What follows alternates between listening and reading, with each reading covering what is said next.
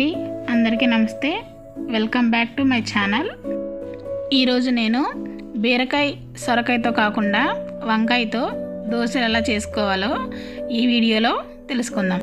ముందుగా నీళ్ళల్లో కొంచెం కల్లుప్పు వేసుకుని ఇలా వంకాయల్ని కోసి పెట్టుకున్నాను.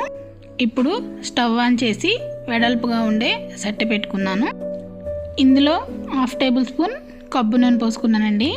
కొబ్బరి నూనె గురించి, పుచ్చపప్పు గురించి, పొద్దుతిరుగుడు విత్తనాల గురించి నెక్స్ట్ వీడియోలో చెప్తానండి, వాటి వల్ల ఉపయోగాలు ఏంటో.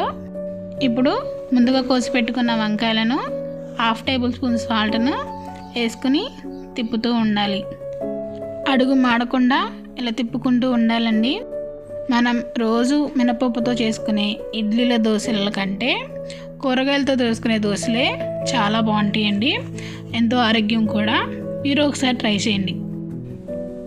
ఇంకా చాలండి, మన వంకాయలు మగ్గిని. ఇప్పుడు స్టవ్ ఆఫ్ చేసేసి ఇవి చల్లారేదాకా వెయిట్ చేద్దాం. ఇప్పుడు ఒక మిక్సీ జార్ తీసుకుని చల్లారి పెట్టుకున్న వంకాయలను అందులో వేసి ఒక మీడియం సైజు గుంట గరిటె తీసుకుని 1 టేబుల్ స్పూన్ గుమ్మడి గింజలు, 1 టేబుల్ స్పూన్ పుచ్చపప్పు, 1 టేబుల్ స్పూన్ పొద్దుతిరుగుడు విత్తనాలను వేసేయాలి. ఇలా మిక్సీ పెట్టుకుని ఉంచుకున్నానండి. దీన్ని ఒక గిన్నెలోకి తీసుకుని ఒకసారి కలుపుకున్నాను. ఇప్పుడు ముందుగా కోసి పెట్టుకున్న కొత్తిమీర, ఉల్లిపాయలు, క్యారెట్ తురుము, కరివేపాకు చిన్న చిన్న ముక్కలు కోసుని ఇందులో వేసుకుని ఒకసారి చేత్తో ఇలా మొత్తం కలిపేసి ఉంచుకోవాలి.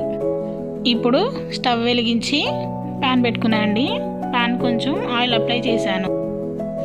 ఇప్పుడు ఒకసారి చేతిని నీటితో తడుపుకొని ఒక చిన్న ముద్ద తీసుకుని ప్యాన్ మీద ఇలా అద్దుతూ ఉండాలి.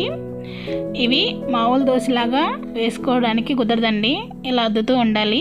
చిన్న దోశలు వేసుకోండి తీయడానికి వీలుగా. నేను ఇలా 3 దోశలు వేసుకున్నానండి. దీనికి కొంచెం నూనె కానీ నెయ్యి కానీ అప్లై చేసేయండి. ఇప్పుడు మంట సిమ్లో పెట్టేసి మూత పెట్టేసి ఒక 2 నిమిషాలు వదిలేసేయండి. 2 నిమిషాల తర్వాత మూత తీసేసి రెండో వైపు కూడా తిప్పుకొని కాల్చుకోండి. ఇంతేనండి, వంకాయ దోశలు రెడీ అయిపోయినాయి.